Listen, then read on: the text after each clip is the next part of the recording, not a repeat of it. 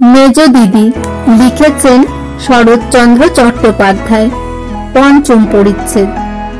পরদিন সকালেই কেষ্ট হঠাৎ গুটি গুটি ঘরে ঢুকিয়া হেমাঙ্গিনীর পায়ের কাছে বিছানার এক পাশে আসিয়া বসিল। হেমাঙ্গিনী পা দুইটি একটু গুটাইয়া লইয়া সস্নেহে বলিলেন, দোকানে যাসনি কেষ্ট? এইবার যাব। দেরি করিস নে দাদা, এই বেলা যা, নইলে এক্ষুনি আবার গালাগালি করবে। কেষ্টর মুখ একবার আরক্ত একবার পাণ্ডুর হইল। যাই বলিয়া সে উঠিয়া দাঁড়াইল। একবার ইতস্তত করিয়া কি একটা বলিতে গিয়া আবার চুপ করিল। হেমাঙ্গিনী তাহার মনের কথা যেন বুঝিলেন, বলিলেন, কিছু বলবি আমাকে রে? কেষ্ট মাটির দিকে চাহিয়া অতি মৃদু স্বরে বলিল, কাল কিছু খাইনি মেজদি। কাল থেকে খাসনি? বলিস কি কেষ্ট? কিছুক্ষণ পর্যন্ত হেমাঙ্গিনী স্থির হইয়া রহিলেন। তারপর দুই চোখ জলে পূর্ণ হইয়া গেল। সেই জল ঝরঝর করিয়া ঝরিতে লাগিল। তাহার হাত ধরিয়া টানিয়া আর একবার কাছে বসাইয়া একটি একটি করিয়া সব কথা শুনিয়া লইয়া বলিলেন, কাল রাত্রে কেন এলি নে? কেষ্ট চুপ করিয়া রহিল। হেমাঙ্গিনী আঁচলে চোখ মুছিয়া বলিলেন, আমার মাথার দিব্যি রইল ভাই, আজ থেকে আমাকে তোর সেই মরা মা বলে মনে করবি। যথা সময়ে সমস্ত কথা কাদম্বিনীর কানে গেল। তিনি নিজের বাড়ি হইতে মেজ বউকে ডাক দিয়া বলিলেন, ভাইকে কি খাওয়াতে পারিনি যে তুমি অত কথা তাকে গায়ে পড়ে বলতে গেছ? কথার ধরন দেখিয়া হেমাঙ্গিনীর গা জ্বালা করিয়া উঠিল, কিন্তু সে ভাব গোপন করিয়া বলিলেন, যদি গায়ে পড়ে বলে থাকি তাতেই বা দোষ কি? তোমার ছেলেটিকে ডেকে এনে আমি যদি এমনি করে বলি, তোমার মানটি থাকে কোথায় শুনি? তুমি এমন করে নাই দিলে আমি তাকে শাসন করি কি করে বলো দেখি?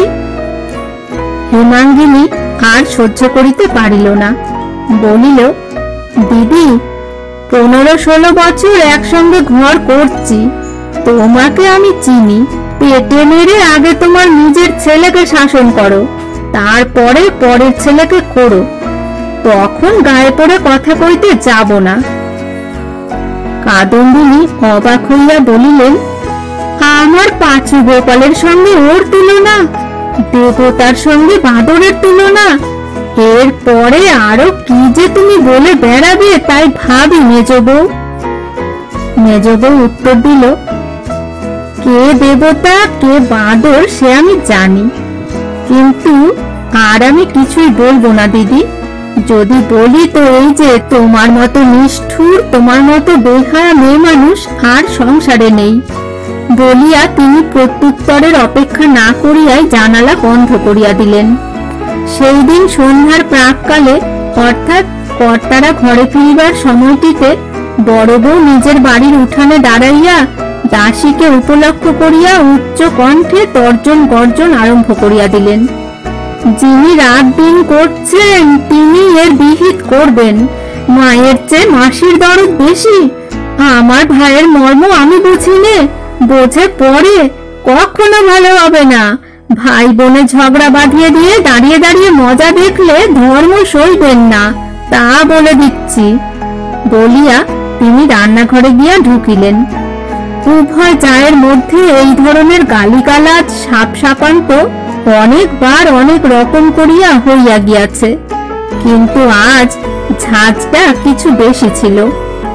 অনেক সময় হেমাঙ্গিনী শুনিয়াও শুনিত না, বুঝিয়াও গায়ে মাখিত না, কিন্তু আজ নাকি তাহার দেহটা খারাপ ছিল, তাই উঠিয়া আসিয়া জানালায় দাঁড়াইয়া কহিল, এর মধ্যে চুপ করলে কেন দিদি?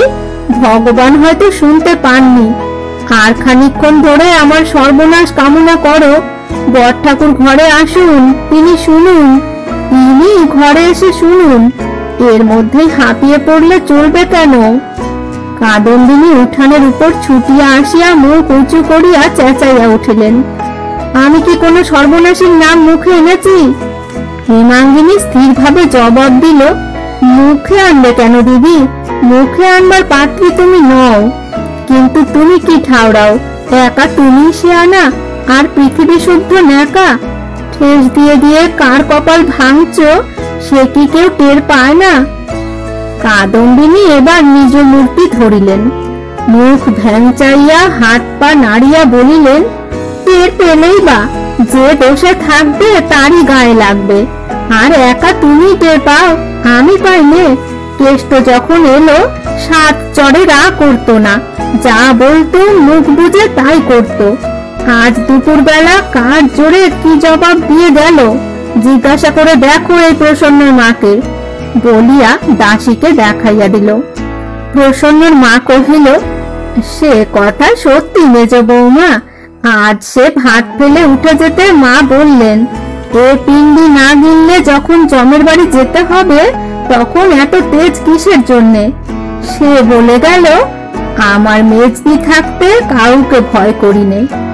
কাদম্বিনী সদর্পে বলিলেন, কেমন হলো তো? কার জোরে এত তেজ শুনি?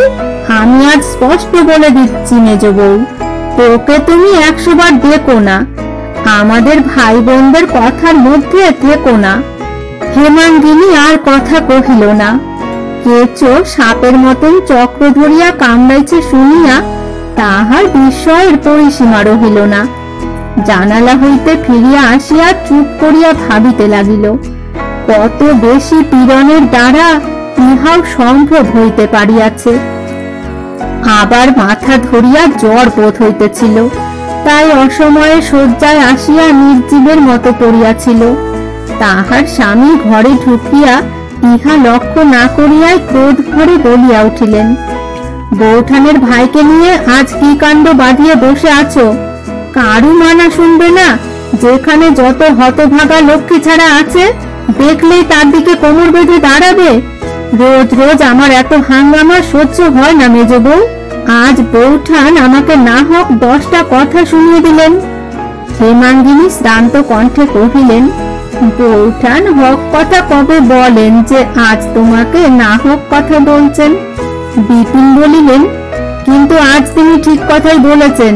তোমার স্বভাব জানি তো, সেবার বাড়ির রাখাল ছোড়াটাকে নিয়ে এই রকম করলে।